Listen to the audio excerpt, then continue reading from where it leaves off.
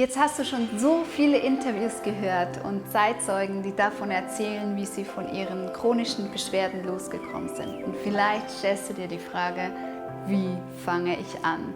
Wie fange ich an, mich so zu ernähren, wie es Anthony William in seinen Büchern empfiehlt? Ich habe für dich eine Zusammenfassung gemacht. Und zwar ist es für mich so, dass diese Ernährung nach Anthony William sich auf 3 Säulen abstützt. Und diese 3 Säulen sind wie folgt. Es ist erstens die Entgiftung. Die zweite Säule ist, die wahren Lebensmittel zu konsumieren. Und unter wahren Lebensmitteln meinen wir eben nicht irgendwelche gepanschten Fertigprodukte, sondern die frischen Lebensmittel, so wie sie uns die Natur schenkt. Und die dritte Säule beinhaltet das Weglassen der No-Foods. Ja, und wie ist das jetzt mit einer Ernährungsumstellung? Eine Ernährungsumstellung ist nicht wie im Volksmund unter Diät verstanden eine Ernährung, die man eine Zeit lang macht und wenn man dann sein Ziel erreicht hat, kann man damit aufhören. So, ich habe jetzt mal 2 Wochen auf Zucker verzichtet oder so. Das ist es nicht. Eine Ernährungsumstellung ist eine langfristige Sache.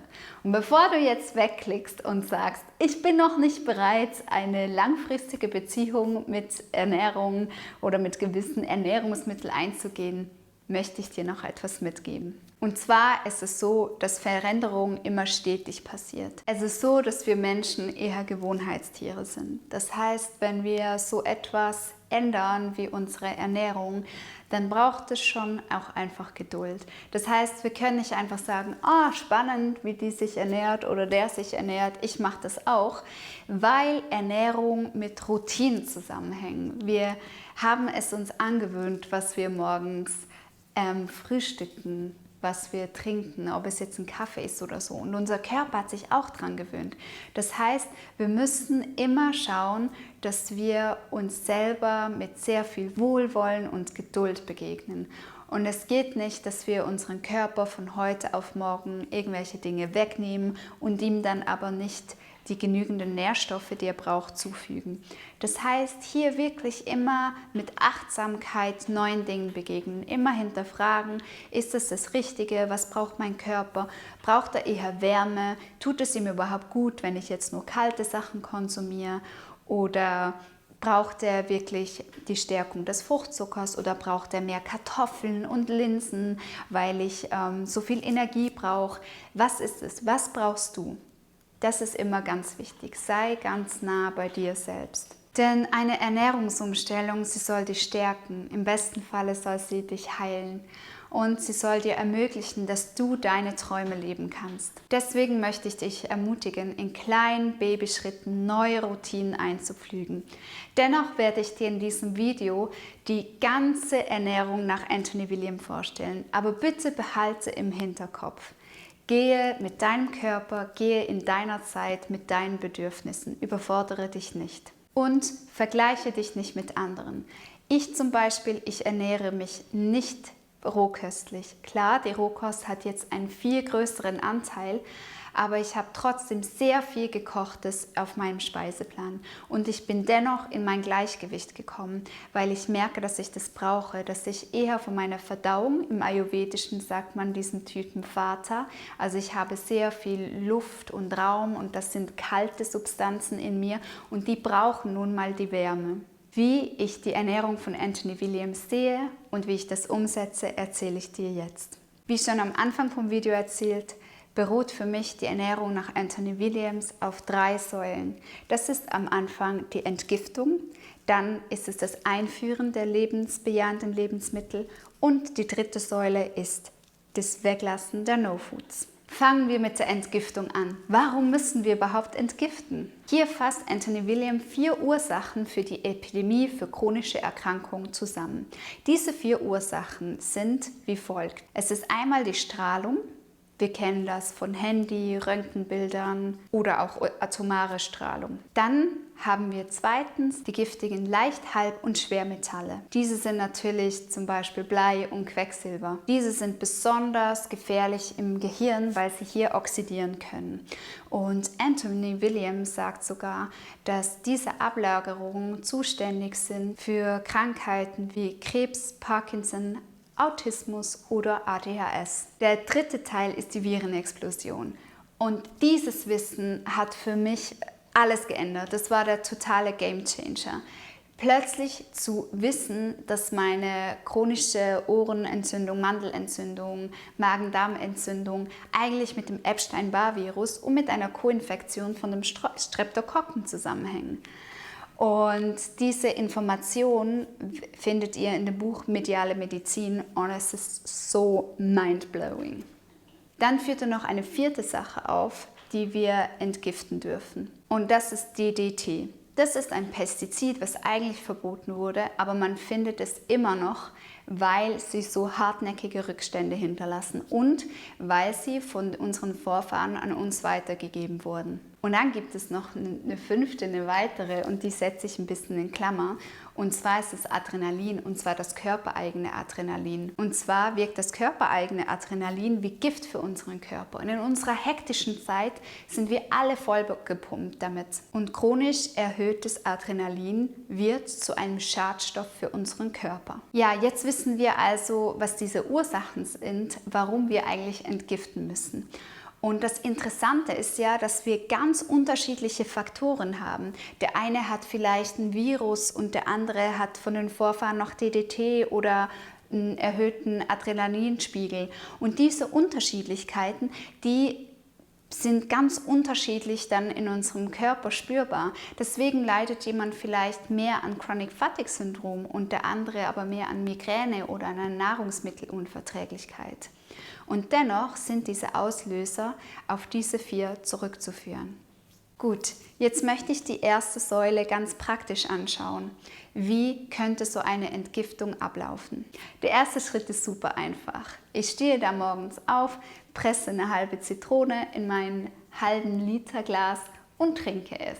Und am allerliebsten trinke ich es warm, weil ich schon angedeutet habe, ich neige wirklich dazu, schnell zu frieren. Dieses Zitronenwasser hilft, die ganzen Schadstoffe, die die Leber über die Nacht rausgefiltert hat, nun auch rauszuspülen. Ja, denn wenn wir zu wenig Flüssigkeit zu uns nehmen, dann bleiben diese ausgefilterten Schadstoffe nämlich in unserem Körper, anstatt dass sie rausgespült werden. Ja, dann haben wir den zweiten Schritt und hier kommen wir zu Nahrungsergänzungsmitteln, die auch von Anthony Williams empfohlen sind. Diese sind Vitamin 12 mit Adenosil und Methylcobalamin, Zink und Vitamin C. Ich nehme gerne auch noch Eisen, K2, Vitamin D3 und Omega-3 zu mir. Dazu folgt später aber mal ein eigenes Video. Hier erkläre ich, warum die Nahrungsergänzungsmittel wichtig sind und warum ich zum Beispiel Zink erst am Abend einnehme. Dann kommen wir zum dritten Schritt. Und das ist das Trinken eines halben Liter Staudenselleriesaftes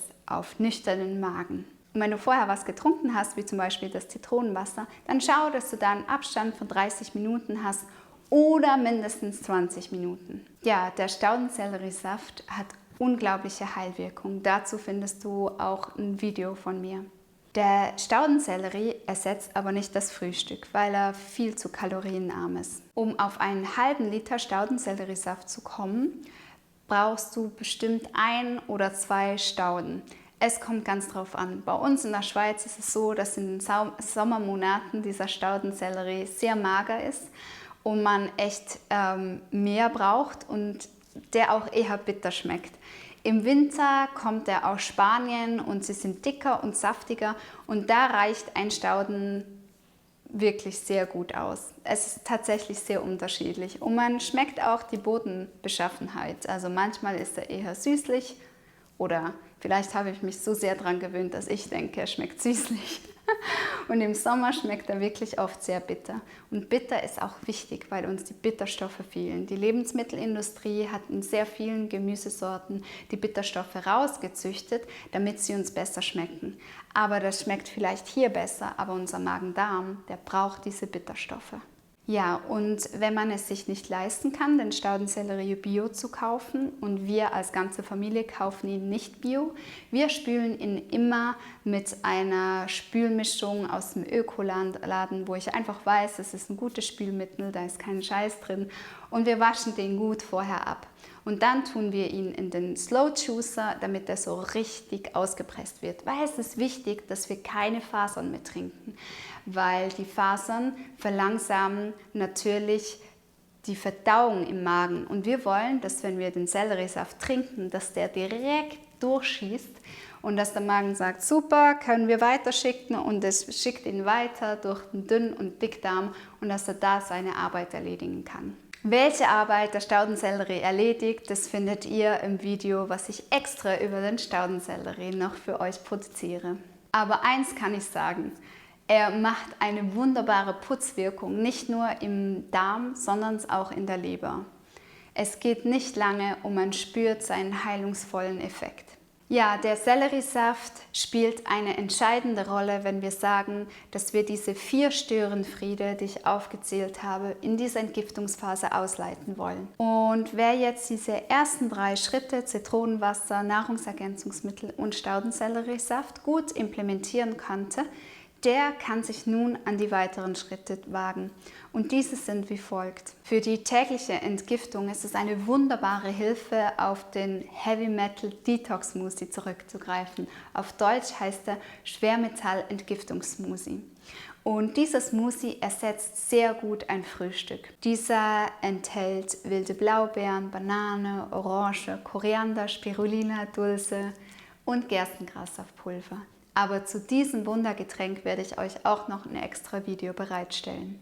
Dann kommen wir zum nächsten Schritt. Und hier heißt es loslassen. Und zwar lassen wir Schritt für Schritt die No-Foods los. Und warum lassen wir die No-Foods los? Die No-Foods füttern Viren und Bakterien, sie sind schwer verdaulich, sie sind überhaupt keine Helfer darin, wenn wir sagen, wir wollen unser Magen-Darm einfach reinigen und wir möchten, dass er einfach seine Arbeit erledigen kann. Das geht nämlich nicht, wenn da schwer verdauliches überall noch in den Darmtaschen rumlungert und sagt, da kommt der Selleriesaft nicht durch. Das bringt eben nichts und deswegen ist es super kontraproduktiv, diese Nahrungsmittel weiterhin zu essen. Aber das ist ja bereits die 3. Säule. Gehen wir noch zur 2. Säule. Und das ist die lebensbejahenden Lebensmittel implementieren. Und das macht mega Spaß, weil Essen einfach eine wunderbare Sache ist. Die Forschung spricht hier von der Epigenetik. Und was ist die Epigenetik? Sie ist das Bindeglied zwischen unserer Umwelt und unseren Genen. Und die Forschung hat gemerkt, dass wir unsere Gene noch beeinflussen können. Was ist das für eine tolle Nachricht? Und wir können sie beeinflussen mit unserem Lebensstil, mit unserem Lebenswandel und mit unseren Nahrungsmitteln. Diese Lebensmittel, die nennt Anthony William die Heiligen 4. Und sie werden wie folgt eingeteilt. Obst, Gemüse, Kräuter und Gewürze, Wildpflanzen und Honig. Sie sollten regelmäßig und am besten in großen Mengen verzehrt werden. Sie sind einfach randvoll mit Heilungskräften. Und nicht nur körperlich, sondern auch geistig und spirituell. Und Anthony Williams sagt hier nicht, dass die Sachen roh gegessen werden müssen. Auch gedünstet oder gebacken sind sie super Hilfen. Wichtig dabei ist der geringe Fettgehalt und eine ausreichende Hydrierung. Ja, und nun kommen wir zur 3. Säule. Und die hatte ich bei dem ersten Schritteplan schon ein bisschen vorgestellt. Und das ist das Weglassen der No-Foods.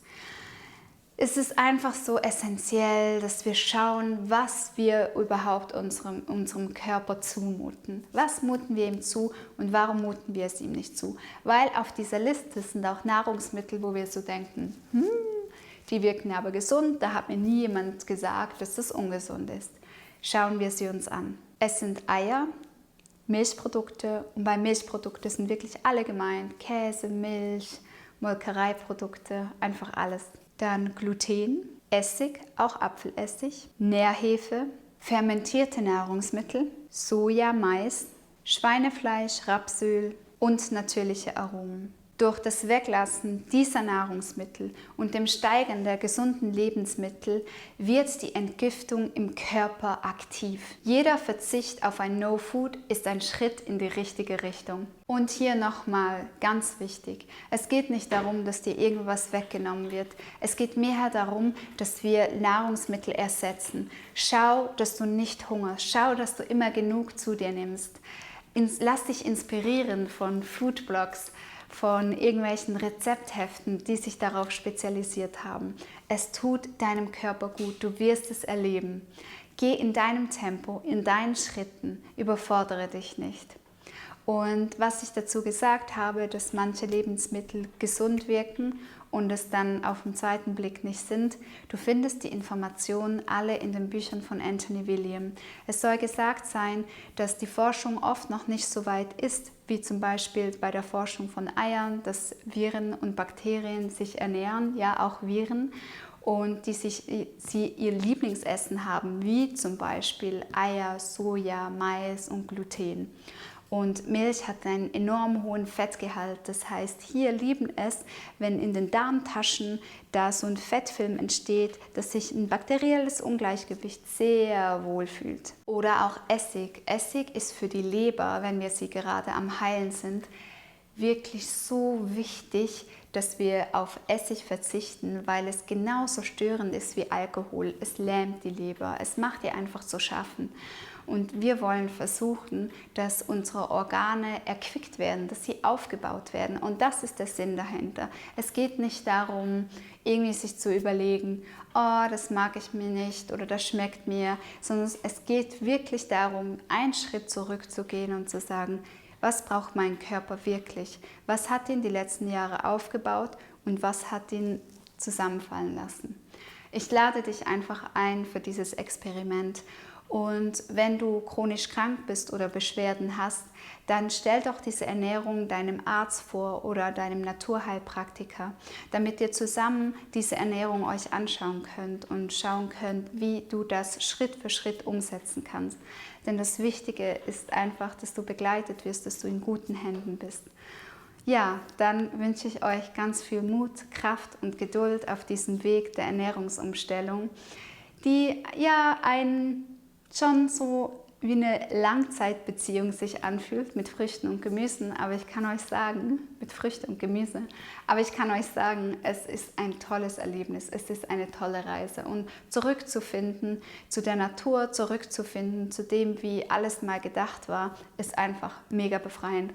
Und noch wirklich ein guter Fakt, der einem auch ermutigt: Diese Lust, dieser Heißhunger auf Junkfood, auf Fettiges, auf industriell verarbeitetes Essen geht einfach weg. Das braucht ein paar Monate, vielleicht auch nur ein paar Wochen, aber es geht weg. Und wenn dieses Gefühl weg ist, dieser Heißhunger, das ist so wertvoll, wenn diese Körperintelligenz wieder aktiviert ist und du wirklich spürst, was dein Körper braucht, was ihn aufbaut. Das ist so ein Geschenk, weil er ja dieses Gefühl dich nicht mehr trügt und dir nicht mehr irgendwelche leeren Versprechungen macht auf irgendeine fettige Pizza oder so. Und das allerschönste Geschenk von allem ist und bleibt deine Gesundheit. Ja, ich wünsche dir alles Gute und ich freue mich immer auf eure Kommentare. Schreibt sie unten rein.